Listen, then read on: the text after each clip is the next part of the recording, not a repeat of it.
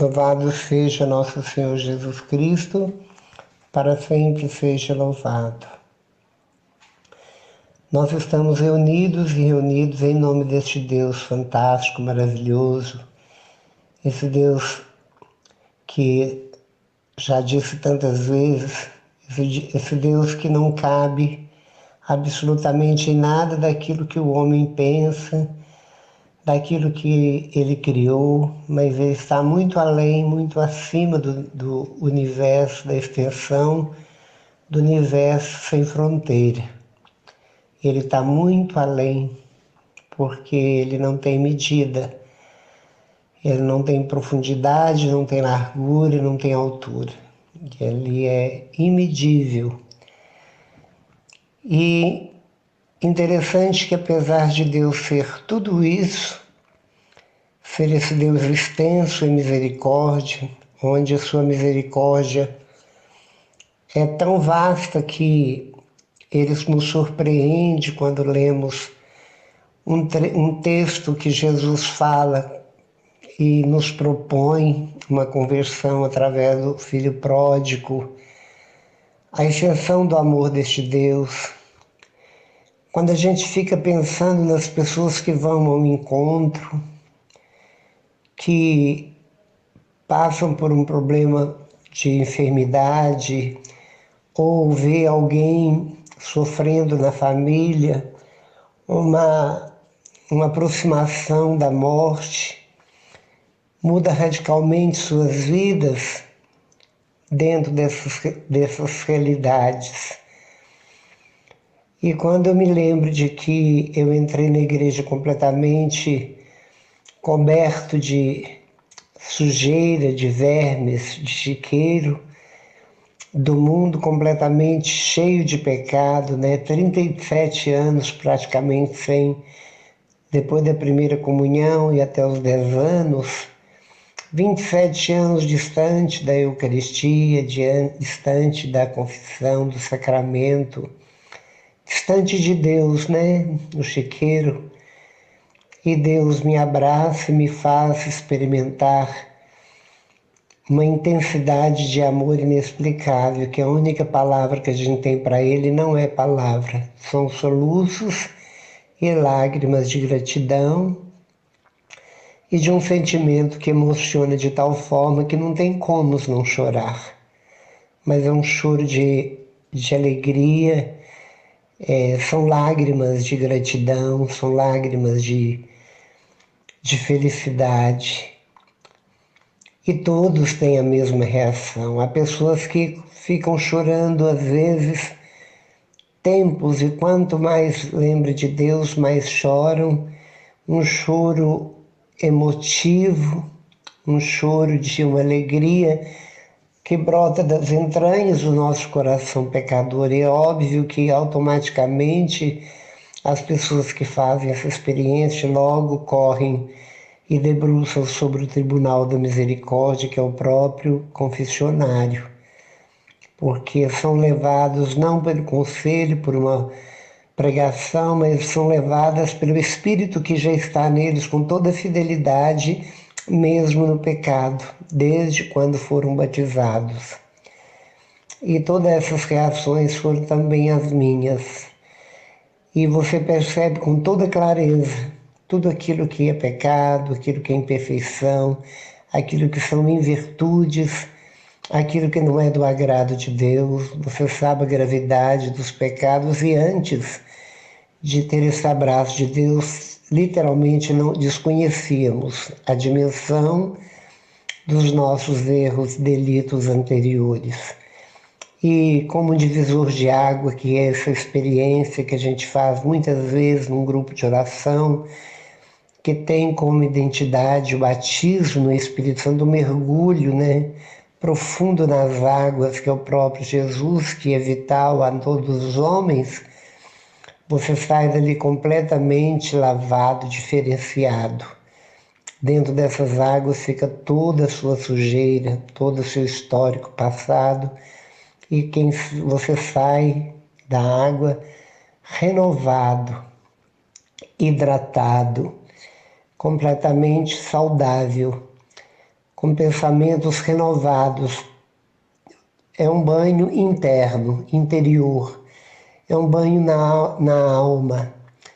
É uma limpeza debaixo do tapete, debaixo das máscaras que nós carregávamos no rosto, nos nossos gestos, nas nossas mentiras, porque muitas vezes a gente nem sabe por quê, mas a gente peca sabendo que estava pecando, que estava errando, que estava mentindo, mas para nós tudo era permitido. E depois que conhecemos a Deus, o temor a Deus, que é um dos dons do Espírito Santo, que nós recebemos pela graça do batismo, da graça do crisma, nós passamos a ter um temor de Deus também inexplicável. Medo de machucar Deus, medo de nos machucar e machucar outros. O nosso comportamento muda, todos percebem a mudança de um neoconvertido. E se nós não perseverarmos, se nós não continuarmos na atividade que nos levou àquele encontro com Jesus, simplesmente ficamos para trás, ficamos parados como numa encruzilhada, sem bússola, ou retornamos ao Egito, onde éramos escravos. Daí a necessidade da perseverança, daí a necessidade de continuar a caminhada, daí a necessidade de buscar com toda sede aquele que você descobriu e se apaixonou, porque ele leva toda a corte celestial a um canto de vitória. Todos os anjos, todos os santos cantam quando alguém despluga do mundo para plugar na graça de Deus, para caminhar aqui na terra, mas caminhar no caminho que nos leva ao topo do Calvário espiritual, onde ali deixamos nossas vestes antigas, onde nós deixamos tudo aquilo que diz respeito aos nossos apegos, tudo aquilo que diz respeito ao homem velho, à mulher velha, que existia em nós, e ali nós somos lavados pelo sangue de Jesus. É dali que é o degrau na cruz de Jesus, espiritual, no Calvário, que é o topo da nossa vida, é que nós galgamos a cruz para alcançar os patamares celestiais e ali entrar. É pela perseverança, ligada, entrelaçada com a fé, num amor incondicional a Deus, não como muitos que buscam a Deus como se Deus fosse nosso empregado. Nós nos tornamos muitas vezes senhores de Deus, e quando nós passamos aquele momento de embriaguez pelo Espírito Santo, nós começamos muitos se não julgarmos com veracidade, com responsabilidade, com sinceridade, quem é Deus e buscar conhecê-lo, nós erramos. Porque conhecer a Deus é pelos joelhos, é na oração, é na palavra de Deus, principalmente no núcleo, no centro da Bíblia, que são os evangelhos, exatamente nas cartas corretivas de Paulo. É naquilo que Jesus falou, é fixar naquilo que o catecismo da igreja nos fala, é através dos joelhos de Nossa Senhora pelo rosário, é nos momentos de adoração, É nos momentos que nós comungamos, e quanto mais comungamos Jesus, mais nos pareceremos com Ele. Assim como os animais que vivem na floresta, existe a forma de eles se camuflarem tão bem e todos se parecem e se misturam com o próprio ambiente que vivem, exatamente para camuflarem, para não ser vistos e ser visíveis. E nós precisamos de desvendar, conhecer Deus e buscá-lo com toda sede, para a gente saber que Deus não é um Deus que resolve nossos problemas, saber que Deus é justiça, mas a misericórdia suplanta essa justiça. É saber que Deus é invisível, mas plenamente real.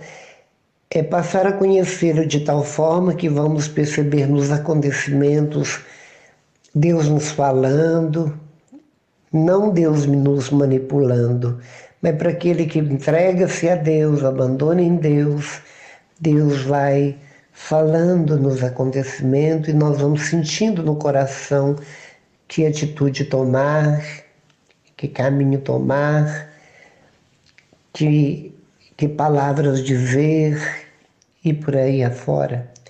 E quanto mais nós conhecemos a Deus, nesse contato sincero, permanente, ininterrupto, constante, nesse temor, nesse amor, na vida de oração, nesse contato constante, não deixando de expurgar a tomada, porque assim como a energia vem pelos fios, e quando nós ligamos a tomada, a energia passa para o objeto que nós queremos, ou um ventilador, um secador, ou um televisor, uma geladeira, algo de eletrodoméstico. Da mesma forma, nós somos esses objetos que, se desligarmos da energia do Espírito Santo de Deus, nós simplesmente perdemos toda a energia. A energia que nós recebemos, ela só pode vir de Deus. Energia física muitas pessoas têm, possuem, enquanto está no vigor de sua juventude, da idade.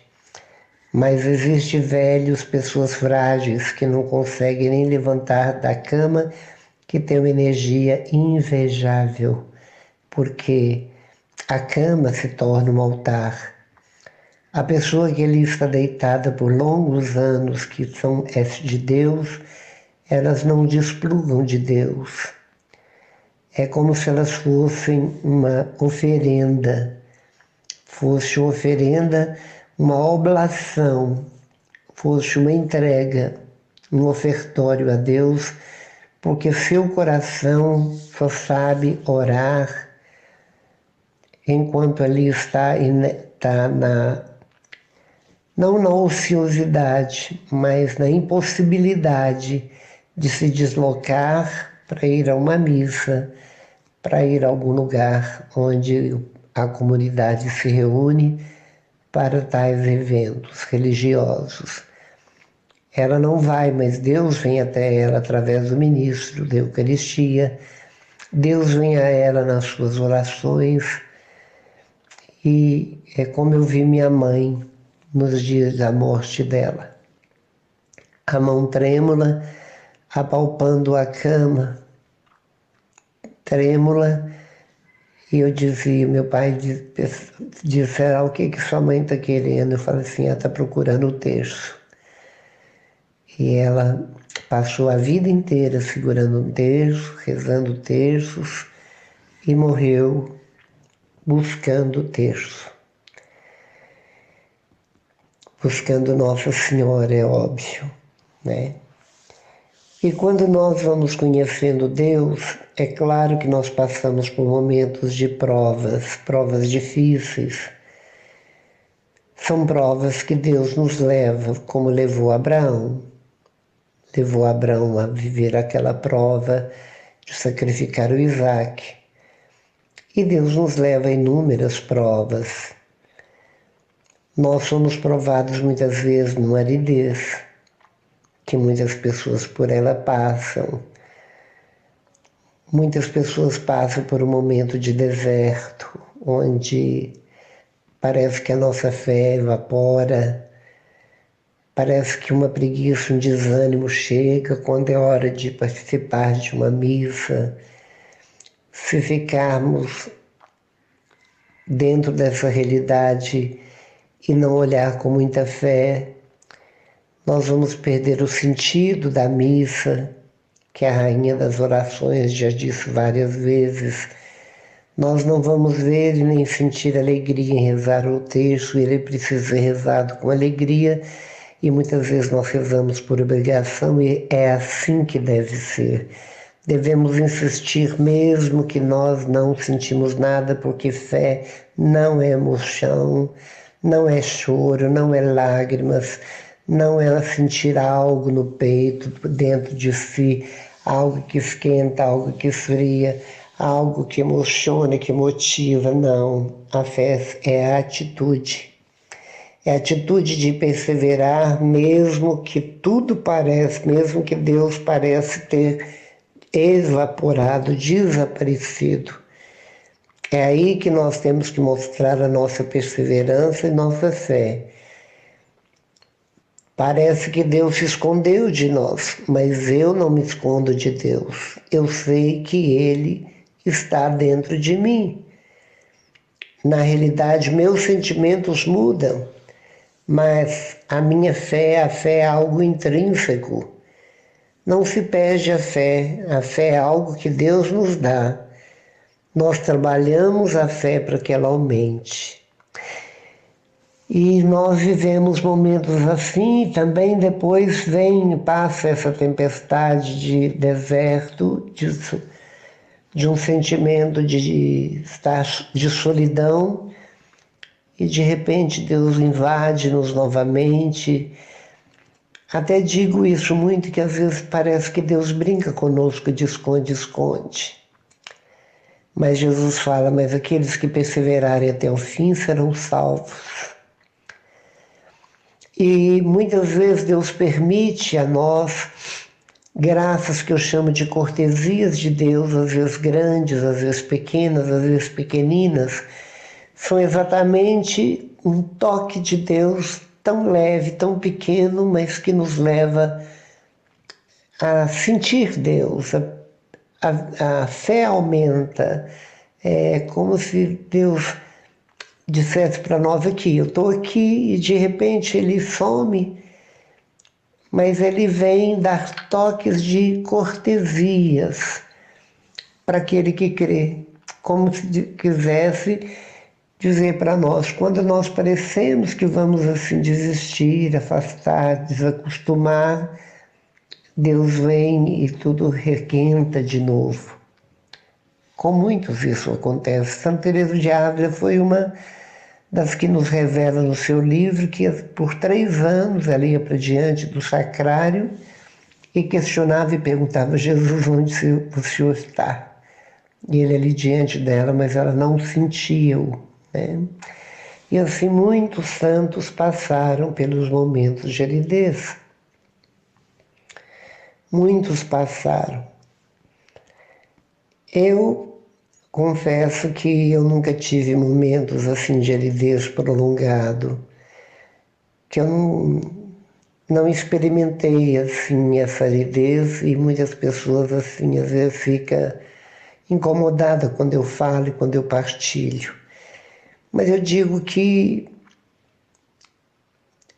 na vida nova que eu levo, essa vida com Deus, é como um casal, é como um namorado. Ele mora na minha morada, na morada do meu coração. Eu estou namorada do coração de Deus, morada, a residência. Então é uma troca mútua, onde eu moro no coração dele, ele mora no meu. E o casal, mesmo que eles não estão dialogando, mas a presença, Às vezes um dormindo, outro chegando, a gente sabe que alguém vai chegar e quando a gente vai chegar em casa, sabe que alguém está ali, alguém que nós amamos, alguém que nos preenche, alguém que nos espera.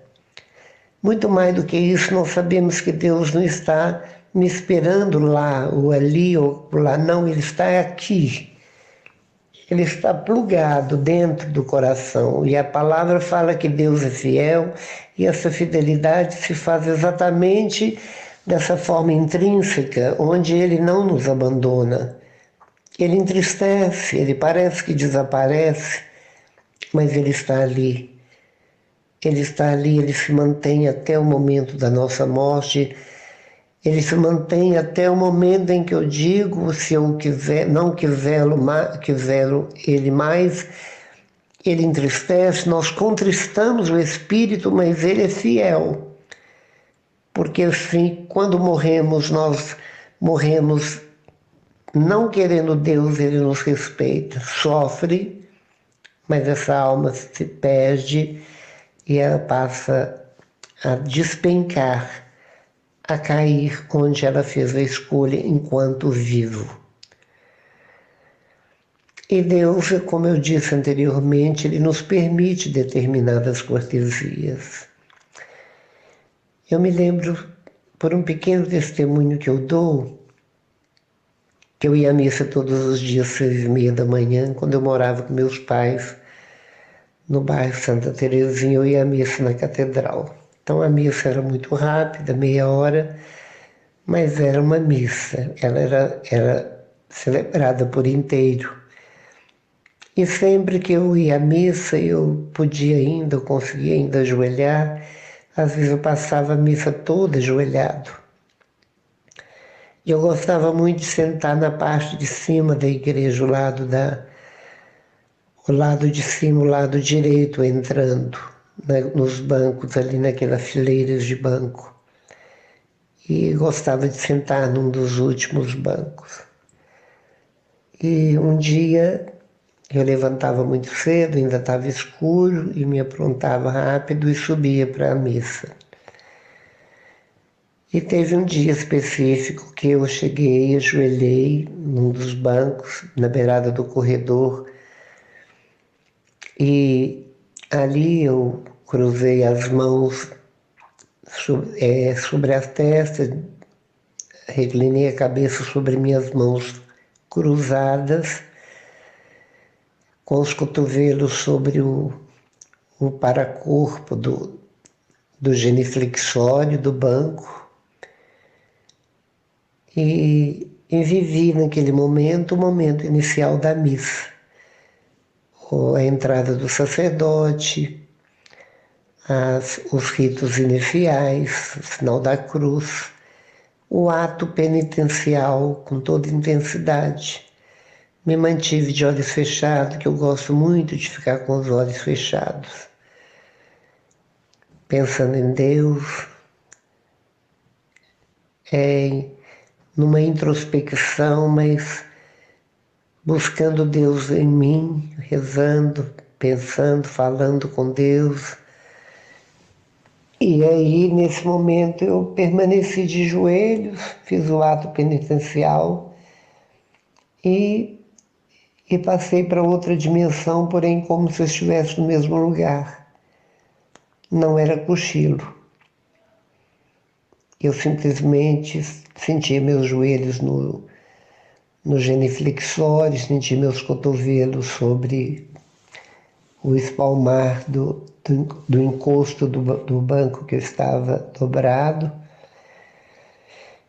E foi como se eu tivesse, naquele momento, me levantado dali e ido até a porta de entrada da igreja da matriz, da catedral.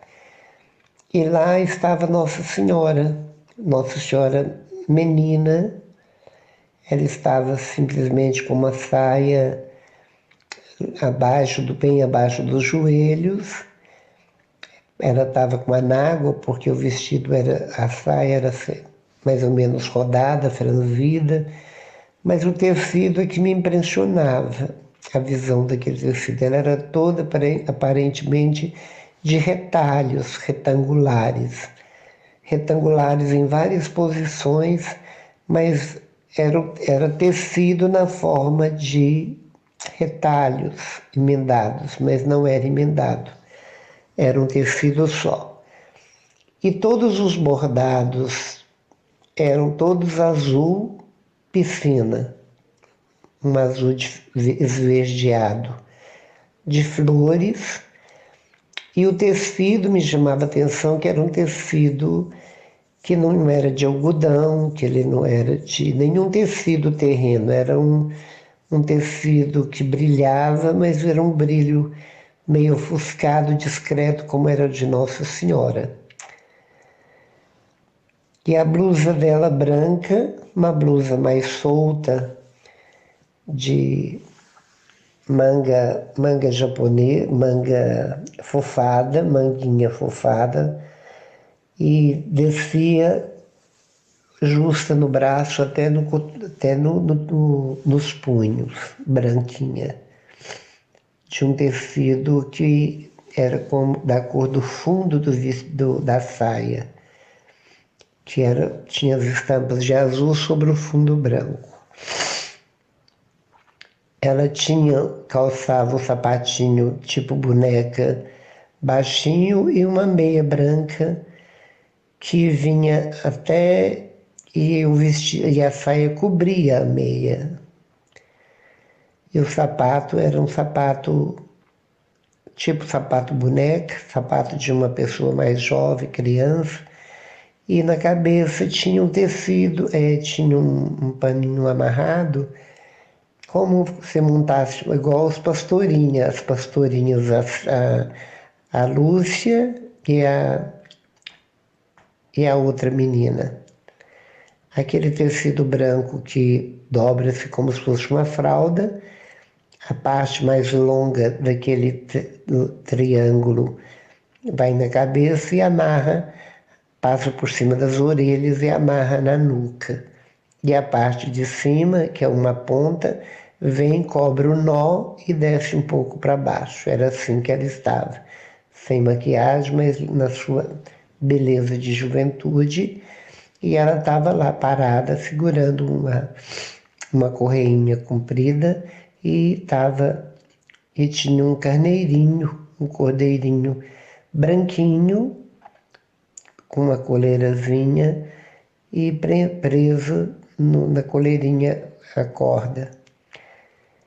E naquele momento tocou uma música e ela foi entrando lentamente. Então o espaço da porta da catedral até o altar é um espaço que você pode fazê-lo andando vagarosamente, no máximo em 10 minutos.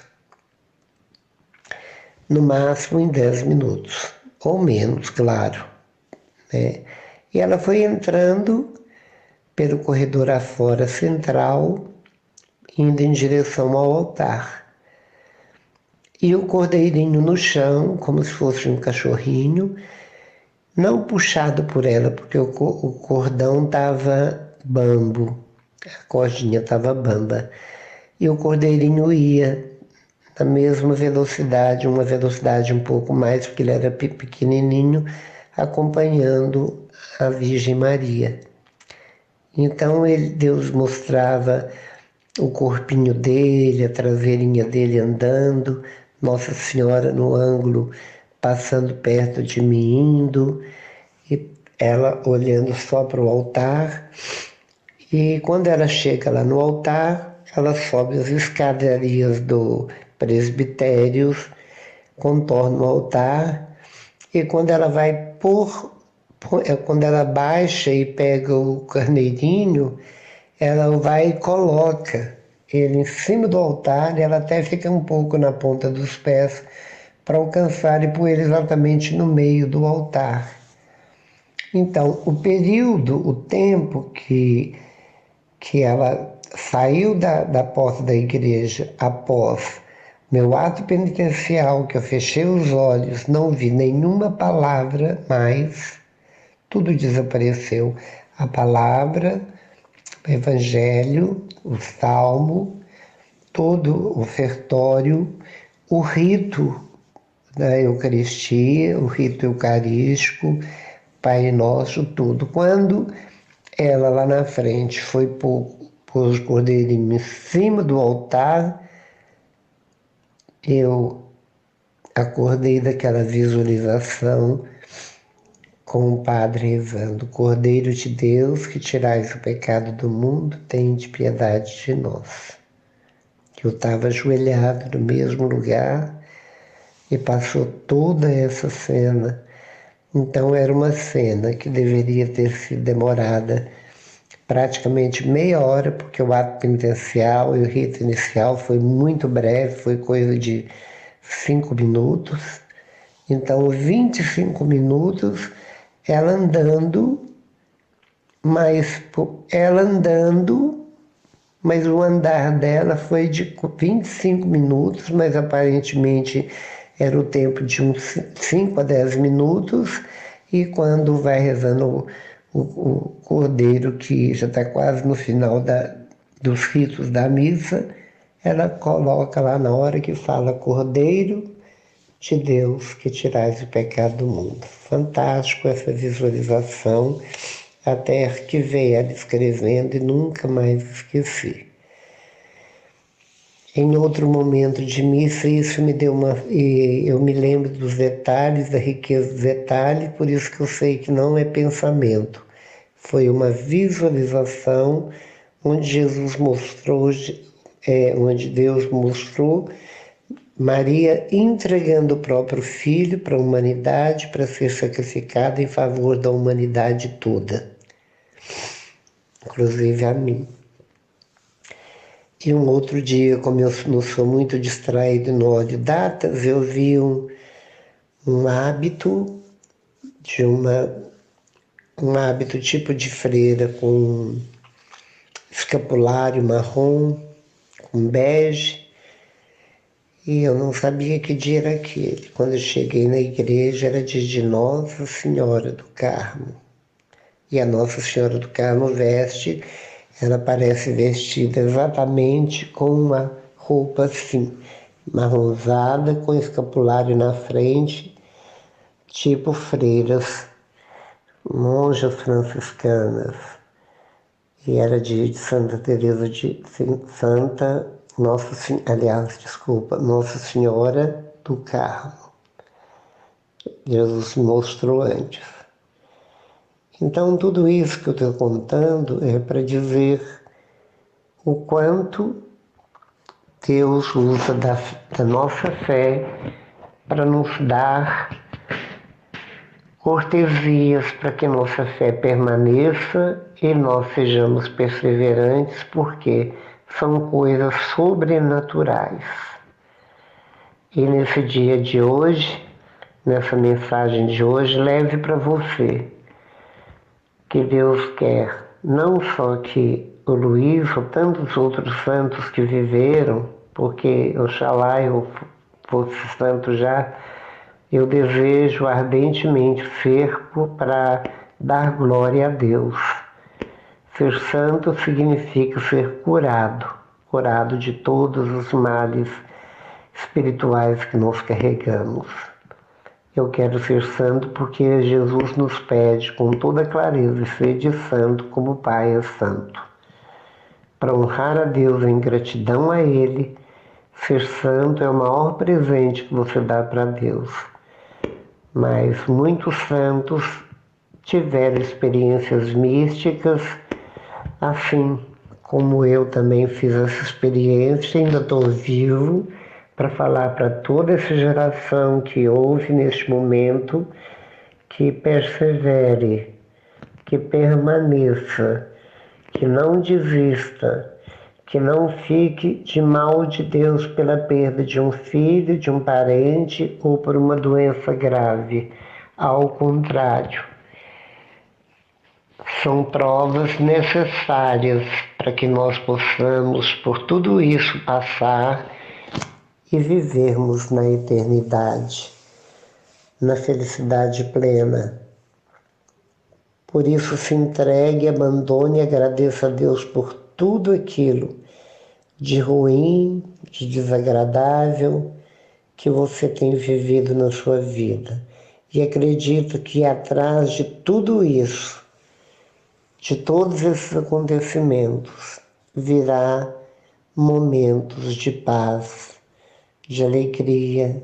E essas alternâncias é a própria metodologia de Deus para que nós tenhamos equilíbrio, sensibilidade e, acima de tudo, para percebermos que Deus permite exatamente para aqueles que são capazes de suportar os pesos e as dificuldades, nos santificar, nos quebrar e nos levar para o caminho da santidade. Amém.